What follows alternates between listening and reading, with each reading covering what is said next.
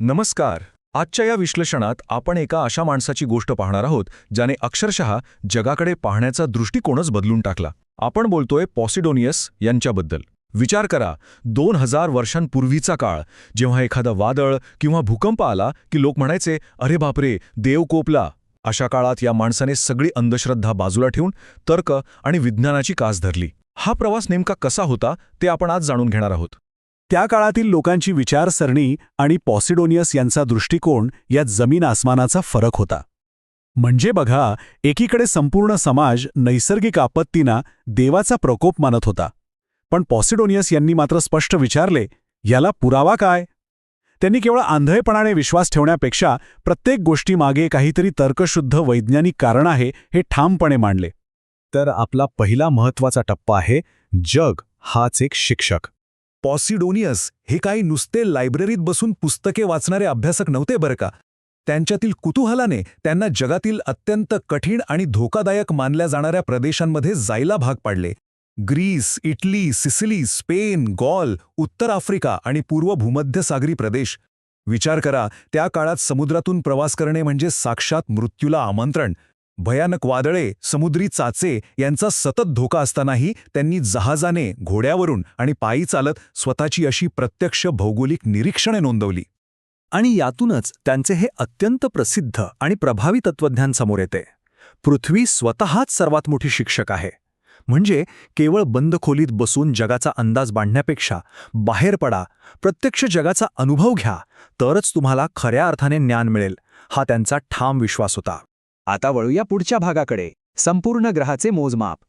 आता एक विचार करा, आज आपल्याकडे सॅटेलाइट आहे, GPS आहे, पण यापैकी काहीही नसताना एखाद्या संपूर्ण ग्रहाचे मोजमाप कसे करायचे हा प्रश्न पडतो ना.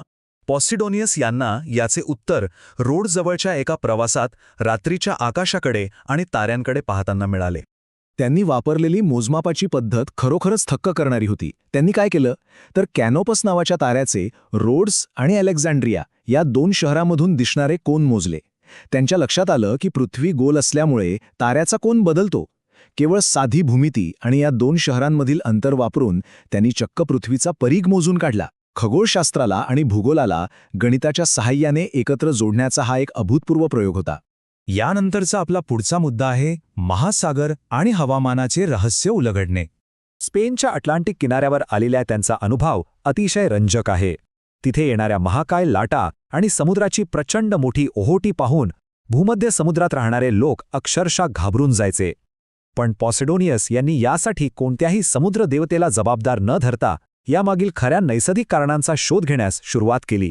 त्यांनी चंद्राच्या कला आणि समुद्रातील भरती ओठीच्या वेळा यांची अत्यंत पद्धतशीरपणे सांगड घातली आणि त्यातून त्यांनी असा निष्कर्ष काढला की चंद्राच्या गुरुत्वाकर्षणाचा समुद्रावर थेट प्रभाव पडतो. आज आधुनिक विज्ञान हे पूर्णपणे मान्य करते, पण 2000 वर्षांपूर्वी असा विचार करणे म्हणजेच खरंच कमाल आहे, नाही का?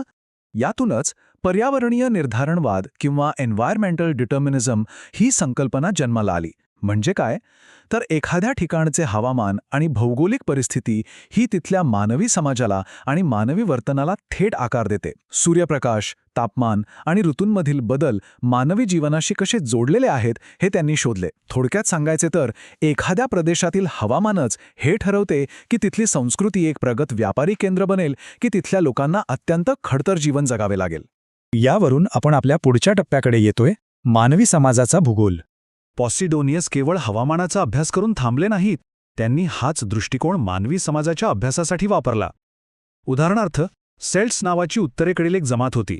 प्राचीन काळात या उत्तरेकडील जमातींना सरसकट रानटी मानले जायचे. पण दुसऱ्यांच्या ऐकीव गोष्टींवर विश्वास ठेवण्याऐवजी पॉसिडोनियस स्वतः तिथे गेले. त्यांनी त्यांच्या शौर्याचा, राजकीय संघटनेचा आणि चालीरीतींचा बारकाईने अभ्यास केला. अशा प्रकारे ते मानवी भूगोल आणि मानववंशशास्त्राचे सुरुवातीचे खऱ्या अर्थाने प्रणेते ठरले. आता पाहूया त्यांचा सर्वात मोठा वारसा, आधुनिक परस्पर संबंधित भूगोलाचे जनक म्हणून त्यांची ओळख. रोड्स या ठिकाणी त्यांचे एक संशोधन केंद्र होते, जिथे नकाशे बनवणारे, खलाशी आणि तत्त्वज्ञ सगळे एकत्र येऊन निसर्ग आणि विज्ञानावर चर्चा करायचे. हवामान प्रणाली, मानवी पर्यावरण संवाद, समुद्रशास्त्र आणि भूराजकारण, आज ज्याला आपण आधुनिक भूगोल म्हणतो, त्या सर्वांचा पाया त्यांनी 20व्या शतकापूर्वीच घातला होता. निसर्ग आणि मानवता हे काही वेगळे नसून ती एकाच वैश्विक प्रणालीची परस्पर संबंधित रूपे आहेत हे त्यांनी अत्यंत ठामपणे मांडले. त्यांच्या या विचारांचा काळाच्या ओघात किती मोठा प्रभाव पडत गेला हे पाहणे थक्क करणारे आहे. प्राचीन रोमन भूगोलशास्त्रज्ञ, अरबी शास्त्रज्ञ यांच्यापासून ते थेट ख्रिस्टोफर कोलंबसपर्यंत ही साखळी जोडलेली आहे. तुम्हाला माहीत आहे का, पृथ्वीच्या आकाराबद्दल पॉसिडोनियस यांनी जो अंदाज लावला होता त्याचाच आधार घेत कोलंबसला त्याच्या सफरीची प्रेरणा मिळाली होती. आणि त्यांचे हे परस्पर संबंधित सिद्धांतांचे विचार आजही आधुनिक हवामानशास्त्रामध्ये अगदी तंतोतंत लागू होतात. या संपूर्ण विश्लेषणाच्या शेवटी एका अत्यंत महत्त्वाच्या प्रश्नावर आपण विचार करूया. जर एखादा प्राचीन अभ्यासक तब्बल 2000 वर्षांपूर्वी तारे, महासागर आणि मानवता यांच्यातील परस्पर संबंध इतक्या अचूकपणे जोडू शकत असेल, तर आज आपण आपल्या स्वतःच्या या आधुनिक पण गुंतागुंतीच्या जगाला खरोखरच किती चांगल्या प्रकारे समजून घेत आहोत. पृथ्वीच्या या अफाट प्रणालींमध्ये अजून असे काय काय दडलेले आहे जे शोधणे अजूनही बाकी आहे? विचार नक्की करा.